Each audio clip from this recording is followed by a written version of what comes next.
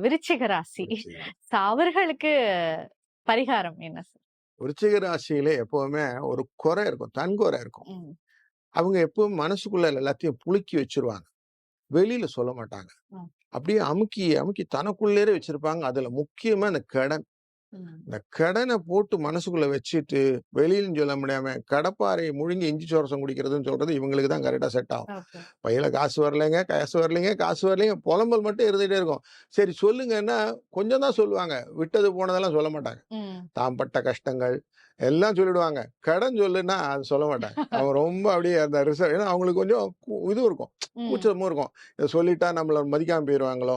இதனால இவங்களுடைய எண்ணம் எப்படி இருக்குதுன்னா, அந்த கடன வெளிக்காட்டாம இவங்களையே போட்டு அமுக்கும். ஆ. பிரஷர் குடுக்கும் நெறையா. விருச்சிகம்னாலே உங்களுக்கு கிணறுன்னு எடுத்துக்கலாம். ஆமா. இந்த ம். தத்துவத்துல அப்படிதான் சொல்றான். அப்ப கிணறு, நிலம் உள்ள போயின்னே இருக்கும். ம். டெப்த்தா போகும். அப்ப உள்ள போய் பிரஷர் ஜாஸ்தி இருக்கும். ஸ்ட்ரெஸ் ஜாஸ்தியா இருக்கும். ஆ. இப்ப இவங்களுக்கு ஸ்ட்ரெஸ்ஸ ரிலீவ் பண்ணணும். இவங்களுக்கு ஆப்போசிட்ல 7த் பிளேஸ்ல இருக்கு. நேரா பார்க்கும்போது ரிஷப ராசி இருக்கும். ம். அங்க தான் சந்திரன் உச்சத்துல இருக்காரு. இந்த சந்திரன்னாலே குபேரன்னு சொல்லுவோம் இல்லையா? ஆ. அவர் ரோகிணி நட்சத்திர உச்சத்துல வர்றார்ல. இவர் இங்கேருந்து பார்க்குறாருல்ல. இப்போ இதே அதிசயமான வடிவுடையாள்ன்ற டாபிக் இங்க எடுத்துன்னு வந்துட்டோம்னு வச்சுக்கோங்களேன். இங்க வடிவுடை அம்மன் அப்படின்னு திருவொற்றியூர் பக்கம் இருப்பார். ஓகே. ஒற்றீஸ்வரர் கோயில்ல இருப்பார்.